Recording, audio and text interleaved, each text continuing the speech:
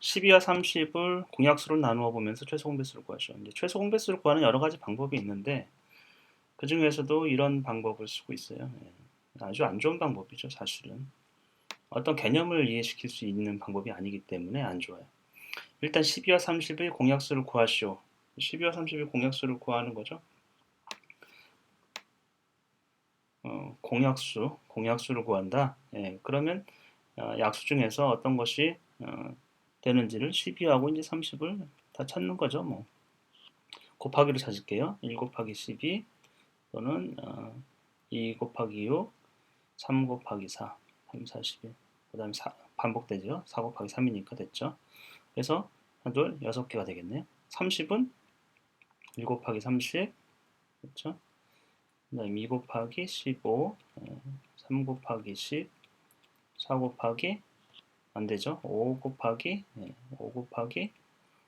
6, 그 다음에 6 곱하기 5니까 이렇게 되겠네요. 공통인 약수 1 될 거고 이제 2가 있고 3도 있고요. 4는 없고 6이 있네요. 6 그쵸? 6. 6. 그 다음에는 이제 없죠. 그래서 최대 공약수는 6이 되겠네요. 어쨌건 12와 30의 공약수를 이용해서 12와 30의 최소 공배수를 구할 수 있습니다. 이렇게 되어 있네요. 12와 30을 이제 나눠요. 2로 나누면 이제 12는 6이 되고 30은 15가 되겠죠. 또 공통인 약수가 있어요. 3으로.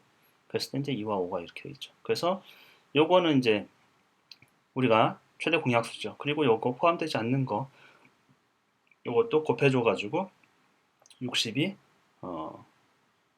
최소 공배수가 된다. 근데 말이죠. 이거는 전혀 의미가 없어요. 초등학교 지금 5학년의 아이들에게 가르칠 만한 어떤 개념을 설명해 주는 게 전혀 아니라는 거죠. 일단은 그 전에서 보면은 이 소인수 분해를 하도록 되어 있어요. 황당하게도. 근데 소인수 분해하는 방법을 안 가르쳐 줬죠. 정확하게. 왜냐하면 중학교 때는 제대로 나오는데 초등학교 때는 안 나오면서 뭐라고 표현했냐면 12와 30일 때 12, 이제 30 두 개 있잖아요. 12를 가장 작은 수들의 곱으로 나타내라. 가장 작은 수의 곱으로 나타내라. 30도 가장 작은 수의 곱으로 나타내라. 가장 작은 수의 곱이 그러니까 이게 우리가 소수라고 하는데 이 소수들의 곱으로 나타내라는데 소수 자체가 가장 작은 뜻이 아니고 프라임이란 뜻이에요. 프라임, P-R-I-M이 프라임은 근본의 제1의 원인, 가장 근본적인 첫째의 이런 뜻을 갖고 있거든요. 이 소자가 이제 본디소예요. 바탕, 본질, 원소할 때 소란 말이죠. 이 얘기는 변하지 않는 어떤 본질적인 것을 갖고 있다. 이런 의미를 갖고 있거든요. 그래서 프라임이라는 거는 프라임 넘버라는 거는 더 이상 쪼개지지 않는 본질적인 나누어지지 않는 어떤 수를 얘기하는 거예요. 그래서 우리가 6은 이제 3과 3 곱하기 2로 표현할 수 있죠. 근데 2와 3은 더 이상 어떤 수로 쪼갤 수가 없다. 1과 자기 자신 외에는 이런 것들을 우리가 본질적인 수다. 프라임 넘버라고 하는 것이죠. 더 이상 쪼갤 수 없는 약간 본질적인.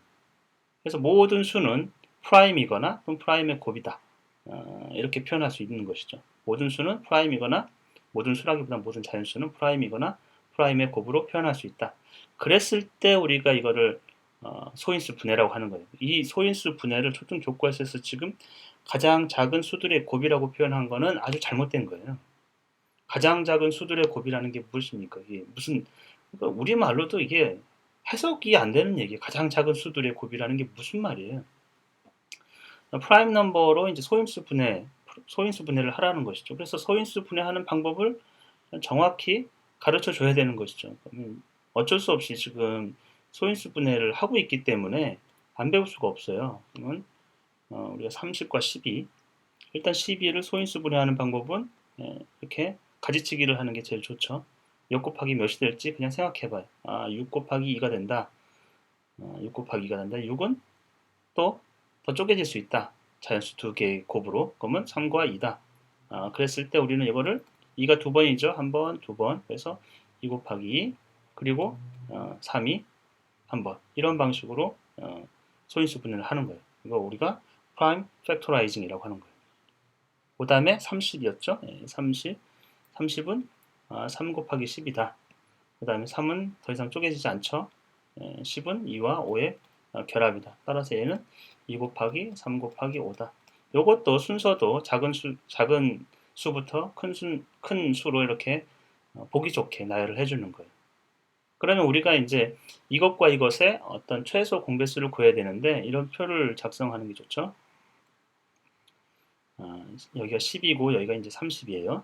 그렇죠? 이렇게 치겠습니다. 그리고 여기서 소인수분해 했을 때 나온 소수들 여기 2가 있죠? 3도 있죠? 그다음 여기 5가 있네요. 이렇게 5 이렇게 3개가 나왔어요. 12에는 2가 2번 있었고 30에는 2가 1번 있었어요. 12에는 3이 1번 있고 30에도 C가 1번 있고 12에는 5가 0번이죠. 그다음에 30에는 5가 1번 있죠. 우리가 이제 배수를 구하는 거잖아요. 배수, 최소 공배수. 어쨌건 배수기 때문에 이 자체 배수는 이것 자체를 다 포함하면서 배가 되는 거예요. 얘도 마찬가지로 포함하면서 배가 되는 것이죠. 그래서 큰 거를 선택하면 돼요. 큰 거, 이제 요거 선택하죠. 3도 한 번, 5도 한 번. 그래서 우리가 2를 2번 곱한 거, 2 곱하기 2, 3을 한 번 곱하고 5를 한 번 곱하는 거. 이거죠.